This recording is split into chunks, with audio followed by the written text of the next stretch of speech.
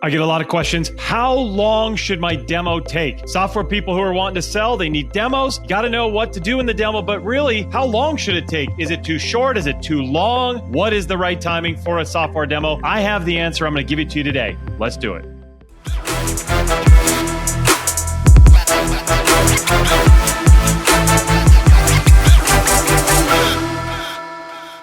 Hey, I'm Matt Wallach, and I help software leaders accelerate their business so they can get more leads, close more demos, get a bunch of awesome customers, and get to that amazing valuation. If you want to do that too, hit the subscribe button. That way you'll be part of the community. I'll give you all the tips and tricks of how to do this. I've sold my companies multiple times. I'm going to show you how to do exactly that as well. So hit that subscribe, hit the little bell. That way you'll be notified of all the fun stuff. Okay, we're talking about how long should a demo be? I get this question quite a bit because as you're putting things together, you're not quite sure what to do. It really depends on the type of business you are. Are you serving small, really light, low ticket customers, or are you serving big enterprise, high ticket, high dollar stuff? Now, it depends on that because if it's small, you don't want to spend a lot of time on your demos. If you're spending an hour, 2 hours, 3 hours on demos with a really tiny ticket like $29, $39, $59, $100, somewhere in there, then you're really not going to be able to get your money's worth. Even if they sign up, it's not going to matter to you because you spend too much time with them. And vice versa, if you're a big company selling big enterprise stuff and it's a huge complex thing and you spend 10 minutes with somebody, then it's not going to really get the right point across. So we really need to match it according to what you're selling and the market that you're selling to, the target you're selling to. More than that, the biggest mistake I see people when they're doing a demo is most of them are too short. I have people, I talk to them, they say, hey, Matt, look at our demo process. I look at it and we identify that the demos are 10 minutes, 11 minutes, 12 minutes long. Definitely not long enough. And a lot of times software leaders get the feeling that they want to keep the demos short because they don't want to bug the buyer, right? You don't want to keep too much time on their calendar. You don't want to make it so long that they can't do anything else in their day. But the mindset to remember there is if your product is really good, if it's really going to help them, then they need to spend the time to be able to uncover why they need this. They need to put that effort in so that they can get better, so that your product can help them, right? And so we want to make sure we switch that mindset. We know we've got to be able to spend some time with them. Another big consideration, do we split up discovery and the demo portion? Should those be separate? Should those be together? Do we split up discovery and demo? Because when I say things are too short, what ends up being missed for most people is discovery. They're completely missing the bulk of what should be in the call, and that's your discovery process. Some people call this needs analysis. Some people call it qualification, but it's the process that we need to go through to learn about what the buyer is doing, what they're feeling, what they care about, what their challenges are, their pains, all that stuff. And what I've seen within demos is that so many times we ask one or two questions and then we move on and that's it. But discovery needs to go a lot deeper than that. And in fact, a lot of times we think we just need to find fit. We need to do much more than that. We need to also make sure the buyers connect with us. We need to make sure that these buyers feel pain, that they're feeling like they have got to make a change. And we want to make sure they know we know what we're talking about. If you can do all those things within a discovery session, then you've achieved your goal. But the problem is most people are spending far too little time on discovery and they're not getting enough out of it. So if you tell me your demo is 15, 20 minutes long, I already know you're missing too much because you don't have a strong enough discovery. Even if you are a lower ticket model, you don't have a strong enough discovery in 15 or 20 minutes. You just can't learn enough about your buyer. So if we're going to be talking about getting the right length of time for your demo, definitely 15 to 20 minutes is too short. But then I have other people ask, okay, well, hold on. We have a lot to go through and our discovery is very long. Should we split up the calls?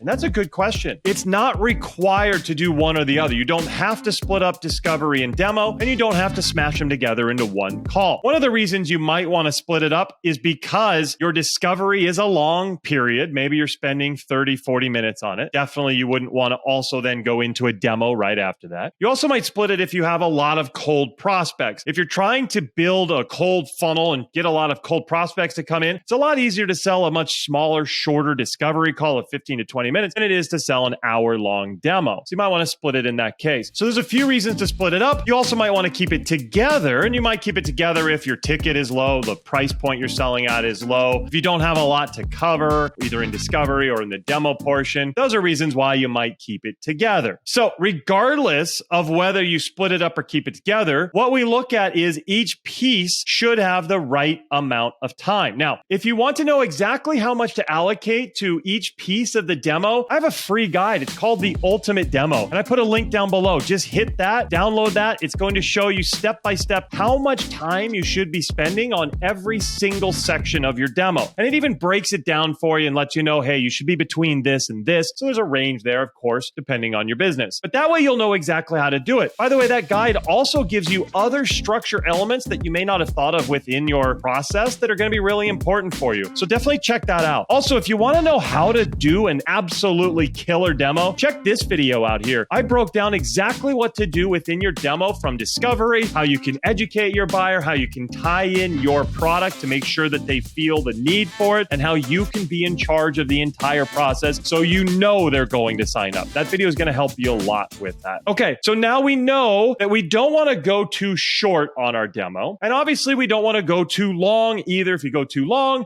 people are going to get bored and fall asleep, and it's going to be so bad. So don't do that. Let's find the sweet spot. Make sure you check this stuff out that I'm giving you, both the video and the download. That way you're going to be able to craft your own amazing demo. And once again, definitely subscribe because I'm going to be giving you tips and ways of making your demo even more powerful so you can achieve an 87% close rate like my client Paul did. 87%, that is a killer close rate. And if you can close almost 9 out of 10 of your demos, you're going to be feeling good. Hey, by the way, if you like this stuff, hit that like button down below. That shows me this is good stuff so I can give you more videos and helpful content like this. It also will make it so that YouTube will share it out to other people so that they can see it and they can also get help. So you're helping everybody. So hit that like button. If you have any questions, definitely let me know. Put those comments down below. I'm answering those all the time. And if you have ideas for upcoming trainings and videos, let me know there as well. All right. Thank you very much for being here. It's been a lot of fun having you. I hope this helped, and I will see you next time. Take care.